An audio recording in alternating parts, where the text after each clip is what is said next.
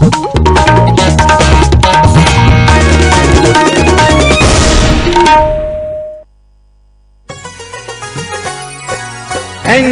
का ये उपहार विवाहित जीवन में आए बहार। यदि आप और बच्चे नहीं चाहते तो बिना चीर फाड़ के एनएसवी पुरुषों के परिवार नियोजन का सिर्फ 10 मिनट का सरल उपाय है और आधे घंटे बाद आप घर भी जा सकते हैं। इससे कोई कमजोरी नहीं होती बल्कि सहवास का आनंद और भी बढ़ जाता है। एनएसवी का ये उपहार विवाहित जीवन में आए बहार। राष्ट्रीय स्वास्थ्य मिशन, स्वास्थ्य विभाग हरियाणा द्वारा जनहित में जारी। नमस्कार, आकाशवाणी चंडीगढ़ से प्रादेशिक समाचारों के साथ मैं रत्तिका। पहले इस बुलेटिन के मुख्य समाचार। प्रधानमंत्री नरेंद्र मोदी ने आज नए संसद भवन की छत पर स्थापित किए गए राष्ट्रीय प्रतीक का अनावरण किया। रक्षा मंत्री राजनाथ सिंह ने कहा कि रक्षा क्षेत्र में आर्टिफिशियल इंटेलिजेंस को प्रोत्साहित करने के लिए कई प्रयास किए जा रहे हैं। हरियाणा के स्वास्थ्य मंत्री अनिल विज ने कहा कि 2573 नियमित स्वास्थ्य कर्मियों को नियुक्ति पत्र दिए गए हैं। राष्ट्रीय डेयरी अनुसंधान संस्थान ने मुर्रा भैंस को जलवायु परिवर्तन के प्रभाव से बचाने के लिए ऐप जारी की। और आज विश्व जनसंख्या दिवस पर हरियाणा में कई कार्यक्रम आयोजित किए गए। अब समाचार विस्तार से। प्रधानमंत्री नरेंद्र मोदी ने आज सुबह नए संसद भवन की छत पर स्थापित किए गए राष्ट्रीय प्रतीक का अनावरण किया। उन्होंने नए संसद भवन के निर्माण कार्य में लगे श्रमजीवियों से भी बातचीत की। 9,500 किलो कांस्य से बने इस राष्ट्रीय प्रतीक की ऊंचाई 6.5 मीटर है। इसे संसद की नई इमारत के केंद्रीय कक्ष के शीर्ष पर लगाया गया है। प्रतीक को सहारा देने के लिए स्टील की लगभग 6,500 किलोग्राम की एक सहायक संरचना भी बनाई गई है। नई संसद भवन की छत पर राष्ट्रीय प्रतीक स्थापित करने का प्रारूप और प्रक्रिया क्ले मॉडलिंग व कंप्यूटर ग्राफिक्स से लेकर पॉलिशिंग तक तैयारी के 8 अलग अलग चरणों से गुजरी है। रक्षा मंत्री राजनाथ सिंह ने कहा कि रक्षा क्षेत्र में आर्टिफिशियल इंटेलिजेंस को प्रोत्साहित करने के लिए कई प्रयास किए जा रहे हैं। रक्षा मंत्री आज नई दिल्ली में रक्षा क्षेत्र में आर्टिफिशियल इंटेलिजेंस विषय पर पहली बार आयोजित संगोष्ठी का उद्घाटन करने के बाद संबोधित कर रहे थे। इस संगोष्ठी का आयोजन रक्षा मंत्रालय के रक्षा उत्पादन विभाग द्वारा किया गया। रक्षा मंत्री ने कहा कि रक्षा अनुसंधान एवं विकास संगठन, उद्योग और अकादमिक संस्थानों द्वारा देश भर में उत्कृष्टता केंद्र स्थापित किए गए हैं, जहां पर मुख्यतः आर्टिफिशियल इंटेलिजेंस पर ध्यान केंद्रित करके काम किया जा रहा है। इस अवसर पर आयोजित की गई प्रदर्शनी में सेना, अनुसंधान संगठन, उद्योग, नवाचारियों एवं स्टार्टअप्स द्वारा विकसित किए गए उन्नत किस्म के आर्टिफिशियल इंटेलिजेंस से युक्त उपकरण प्रदर्शित किए गए। ये उत्पाद स्वचालन, मानव रहित रोबोटिक प्रणालियों, साइबर सुरक्षा, मानव व्यवहार के विश्लेषण, आपूर्ति श्रृंखला प्रबंधन, आवाज के विश्लेषण एवं कमांड आदि क्षेत्रों से संबंधित है। इस प्रदर्शनी में कुल 75 उत्पाद जारी किए गए और 100 अन्य उत्पाद विकास के विभिन्न चरणों में हैं। हरियाणा में आज लगभग 1500 स्थानों पर 29,000 लोगों को कोविड रोधी टीका लगाया गया। इनमें 15 वर्ष से अधिक आयु के 24,500 लोग और 12 से 14 वर्ष तक के 5,000 बच्चे शामिल हैं। प्रदेश में अब तक लगभग 4,42,45,000 लोगों को कोविड रोधी टीका लगाया गया है। हरियाणा जल संसाधन प्राधिकरण की अध्यक्षा श्रीमती केशनी आनंद अरोड़ा ने संबंधित विभागों को अपनी द्विवर्षीय जल संसाधन योजना 1 सप्ताह में तैयार करने के निर्देश दिए हैं। वो आज पंचकुला में जिला जल संसाधन योजना की बैठक की अध्यक्षता कर रही थी। इस अवसर पर नगर निगम के महापौर कुलभूषण गोयल, हरियाणा शहरी विकास प्राधिकरण के मुख्य प्रशासक अजीत बालाजी जोशी भी उपस्थित रहे।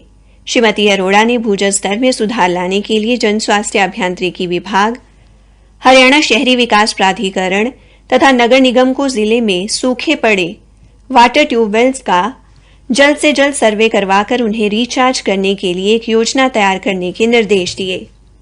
उन्होंने कहा कि नए रिचार्ज ढांचे बनाते समय विशेषज्ञों की राय ली जाए ताकि उनका बेहतर उपयोग किया जा सके। प्रादेशिक समाचार आकाशवाणी चंडीगढ़ से प्रसारित किए जा रहे हैं। हरियाणा के स्वास्थ्य एवं परिवार कल्याण मंत्री अनिल विज ने कहा कि राज्य के नागरिक अस्पतालों, सामुदायिक स्वास्थ्य केंद्रों, प्राथमिक स्वास्थ्य केंद्रों व उपकेंद्रों में आज 2573 नियमित स्वास्थ्य कर्मियों को नियुक्ति पत्र देकर स्टेशन आवंटित कर दिए गए हैं। उन्होंने कहा कि इन स्वास्थ्य कर्मियों की नियुक्ति से स्वास्थ्य सेवाओं का सुदृढ़ीकरण होगा।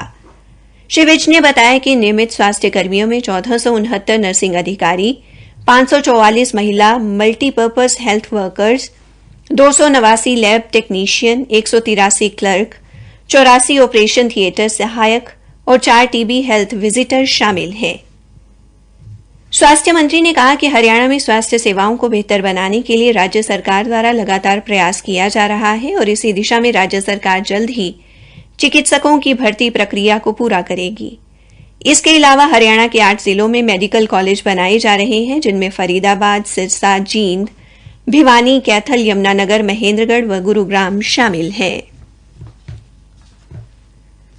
राष्ट्रीय डेयरी अनुसंधान संस्थान ने मुर्रा भैंस को जलवायु परिवर्तन के प्रभाव से बचाने के लिए अपने शताब्दी वर्ष समारोह के आगाज के साथ ही राष्ट्रीय डेयरी अनुसंधान संस्थान NDRI जलवायु सेवाएं नाम से विशेष ऐप जारी की है, जिस पर मुर्रा भैंस को जलवायु परिवर्तन के प्रभाव से बचाने के लिए 2 तरह की जानकारी उपलब्ध होगी। संस्थान के निदेशक डॉ मनमोहन सिंह चौहान ने बताया कि इसके लिए 2 वर्ष तक अनुसंधान किया गया। अनुसंधान के तहत पहले वर्ष मुर्रा भैंस पर जलवायु परिवर्तन के प्रभाव का आकलन किया गया, जिसमें पाया गया कि गर्मी व सर्दी के कारण दूध उत्पादन कम हुआ, क्योंकि वातावरण में बदलाव के कारण पशु को तनाव होता है। दूसरे वर्ष में इस तनाव को कम करने के लिए और किसानों को कैसे नियमित रूप से सलाह दी जाए, इसको लेकर ऐप विकसित की गई। उन्होंने बताया कि ये ऐप एंड्रॉयड पर आधारित है। इस ऐप के माध्यम से संस्थान के विशेषज्ञों की टीम मुर्रा पालकों से जुड़ेगी। डॉ चौहान ने बताया कि ऐप में 2 तरह की जानकारी है। एक के तहत आहार प्रबंधन, स्वास्थ्य प्रबंधन, तनाव प्रबंधन, चारा प्रबंधन व मुर्रा भैंस की विशेषताओं की जानकारी सम्मिलित की गई है। दूसरा, तापमान व नमी सूचकांक आधारित सलाहकार सेवाएं भी ऐप में शामिल की गई हैं। उन्होंने बताया कि हर सप्ताह मंगलवार और बुधवार को पशुपालकों को तापमान संबंधी जानकारी दी जाएगी। डॉ चौहान ने बताया कि अभी हरियाणा के 4 जिलों जींद, रोहतक, हिसार व भिवानी में ऐप का ट्रायल किया गया है। अगले चरण में अन्य जिलों में भी इस ऐप की सेवाएं मिलेंगी।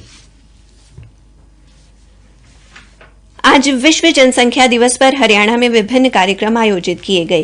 पानीपत के नागरिक अस्पताल में इस उपलक्ष्य में आयोजित कार्यक्रम में मुख्य चिकित्सा अधिकारी डॉ जितेंद्र काद्यान ने स्वास्थ्य सेवाओं में बेहतरीन कार्य के लिए जिले की 15 नर्सिंग अधिकारियों व ANM को सम्मानित किया। अपने संबोधन में डॉ काद्यान ने बताया कि इस वर्ष विश्व जनसंख्या दिवस का थीम 8 बिलियन की दुनिया, सभी के लिए एक लचीले भविष्य की ओर अवसरों का दोहन एवं सभी के लिए अधिकार व विकल्प सुनिश्चित करना है। नूंह जिले में नागरिक अस्पताल मांडीखेड़ा में आयोजित कार्यक्रम में जनसंख्या बढ़ने के खतरों से अवगत कराया गया। भिवानी में चौधरी बंसीलाल विश्वविद्यालय के समाज कार्य विभाग ने गांव प्रेमनगर, उमरावत और हालूवास में प्रौढ़ शिक्षा अभियान के तहत एक रैली निकालकर ग्रामीणों को जागरूक किया। वहीं अंबाला में भी कई कार्यक्रम आयोजित किए गए। अंबाला छावनी के वरिष्ठ चिकित्सा अधिकारी डॉ राकेश सेहला ने लोगों को बढ़ती आबादी से होने वाले नुकसान के प्रति जागरूक किया। हरियाणा में आज राष्ट्रीय शिक्षुता विकास कार्यक्रम के तहत विभिन्न औद्योगिक प्रशिक्षण संस्थानों में प्रधानमंत्री राष्ट्रीय शिक्षुता मेलों का आयोजन किया गया। कुरुक्षेत्र के राजकीय औद्योगिक प्रशिक्षण संस्थान में मेले का शुभारंभ उपायुक्त मुकुल कुमार ने किया। उन्होंने इस अवसर पर संस्थान के प्रांगण में पौधारोपण भी किया। रोहतक के राजकीय मॉडल औद्योगिक प्रशिक्षण संस्थान में आयोजित मेले में हरियाणा ओलंपिक संघ के कोषाध्यक्ष एवं पूर्व मंत्री मनीष ग्रोवर ने शिरकत की। अंत में मुख्य समाचार एक बार फिर। प्रधानमंत्री नरेंद्र मोदी ने आज नए संसद भवन की छत पर स्थापित किए गए राष्ट्रीय प्रतीक का अनावरण किया। रक्षा मंत्री राजनाथ सिंह ने कहा कि रक्षा क्षेत्र में आर्टिफिशियल इंटेलिजेंस को प्रोत्साहित करने के लिए कई प्रयास किए जा रहे हैं। इसी के साथ प्रादेशिक समाचार समाप्त हुए।